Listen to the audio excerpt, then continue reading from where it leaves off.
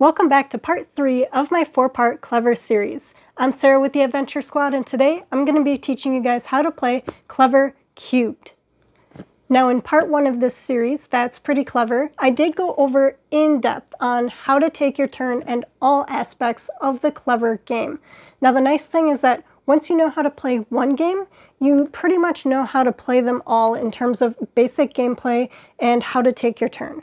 I will do just a very brief overview, just a reminder on how to take your turn, just so we have a brief overview again on that. But if you do need an in-depth look at how to take your turn, you can reference back to the first part in this series.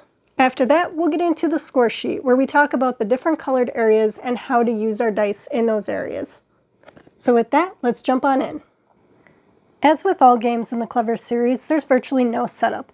All you need is one of the score sheets, something to write with. It does come with 4 felt tip markers, but we prefer to use erasable pens or pencils. That way if you make a mistake or change your mind, you can change your answer. And, as always, the silver platter and your dice. Now just to review the basics of taking your turn, the active player rolls all 6 dice. They select which die they would like to keep and take the appropriate action on their sheet. All dice that are lower than the selected die get put in the silver platter. The active player then re-rolls the rest of the dice. They select which die they would like to keep. Any dice lower than that go in the silver platter, and they re-roll the rest of the dice. After they select their last die that they would like to use, the rest of the dice go in the silver platter. The passive players then choose 1 die from the silver platter to use in the appropriate colored area. After all players have finished doing their actions, the dice are then given to the next player, who becomes the active player. Let's take a look at the score sheet. As always, we have our round tracker at the top of the page. At the beginning of each round, you cross off what round you're starting and make sure to take the appropriate bonus. It also shows how many rounds you play based on how many players you have. As always, for our bonuses up here, we have our re-roll option, where as the active player you can re-roll the dice. We also have the extra die bonus that you can use to gain an extra die before the end of the turn. The new bonus that we have in this game is the number joker. If you gain number jokers throughout the game, you get to circle from left to right the numbers as you go along. Down here you also have question marks. Throughout the game, you can use any bonuses that you have earned to change a number on a die to this number. You don't physically turn the die to that number, you just count it as that number that you're using. Once you get down here to the question marks, those can be any number. So if you make your way all the way down here to the question marks, that means you can make one of your dice any number that you wish. We also have these bonuses here on the right hand side for if you make it all the way down these bonus tracks, you would get an extra bonus. Let's jump into the colored areas. In the yellow section, the row that you play in is determined by where your die is at. As you can see, each of the die placement spots has a 1, 2, or 3.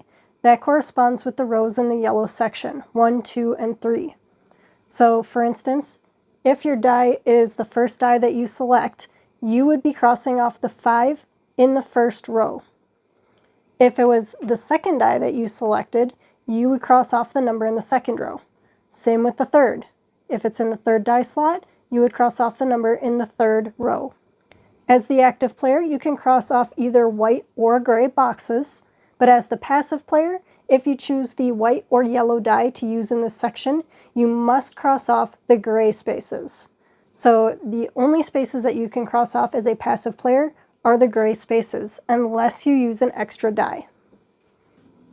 If you're using either the yellow or the white die as an extra die in the yellow section, you must follow the placement rules of where the die is at on the active player's sheet.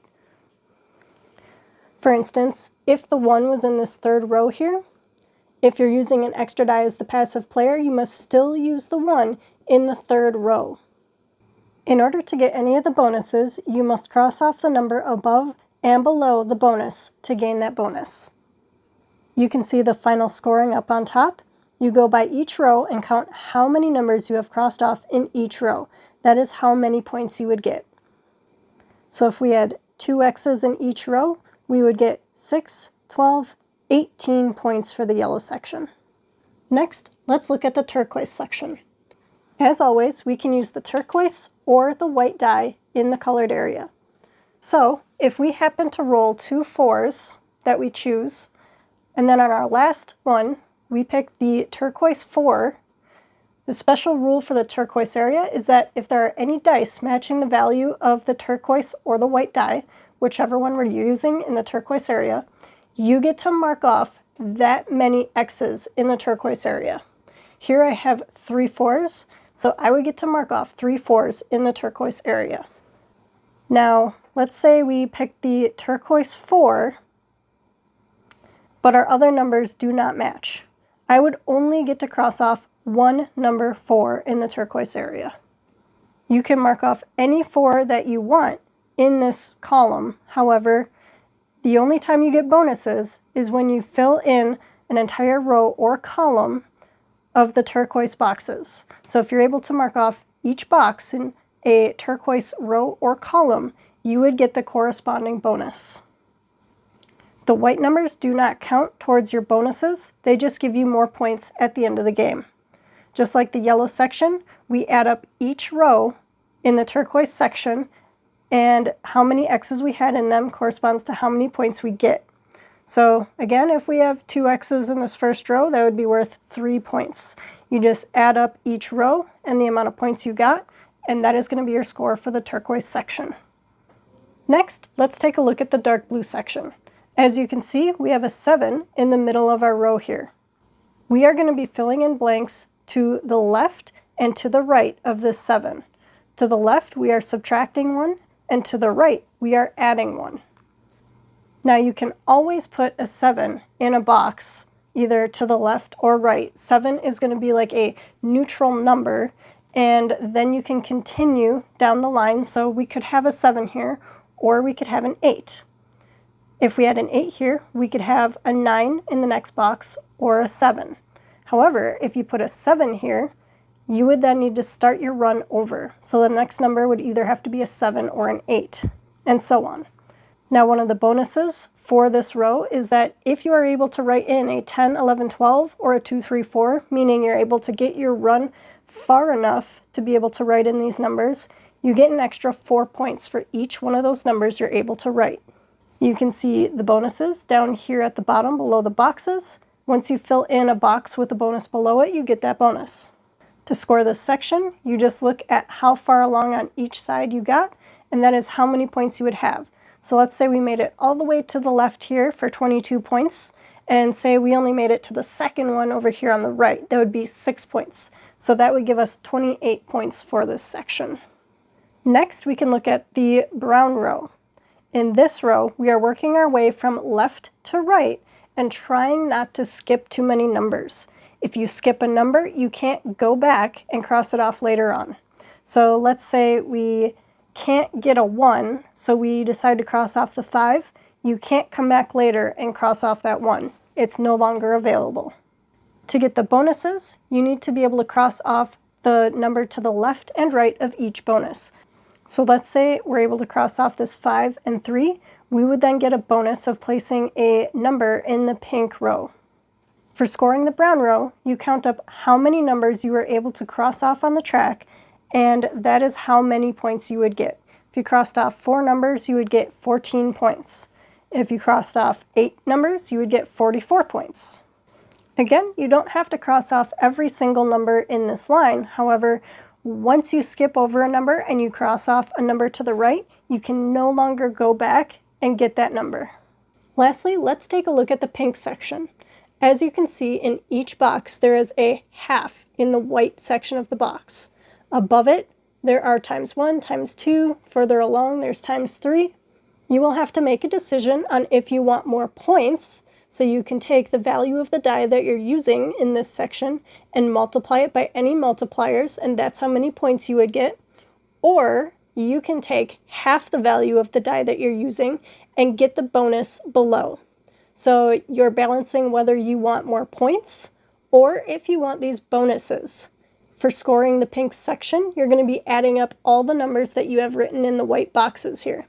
So it could be beneficial to you to make sure you're writing higher numbers in these ×2 or ×3 spots to make sure that you're still getting points in this section.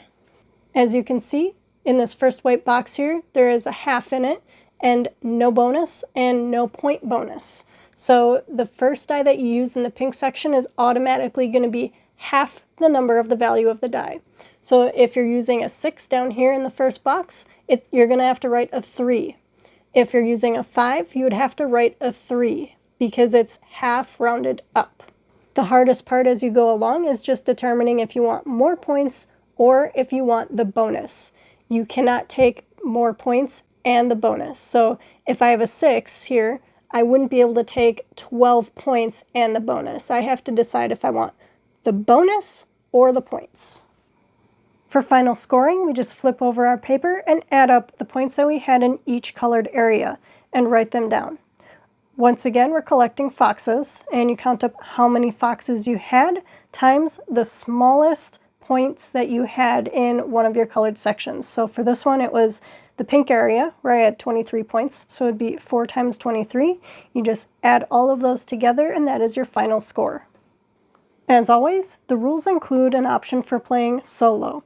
I play a lot of games solo, and it is just as much fun playing solo as it is with other people. There's also a chart that tells you the different levels and different scores that you might be getting, so you can kind of see how you're doing in your games. And that's how you play Clever Cubed. As I said before, these games play pretty much the same in terms of how to take your turn. It's just learning the different score sheets and the different colored areas in the game that you're playing. After the 4th part in this series, where I teach you guys how to play Clever Forever, I will be doing a full review on the Clever series in general, such as what I like or don't like about the series and about the different games. So make sure you stay tuned for that to get an in-depth review of the series and the games. If you got value out of this video, don't forget to give a big thumbs up and subscribe to the Adventure Squad down below. Thank you guys so much for watching, and until next time, get your game on.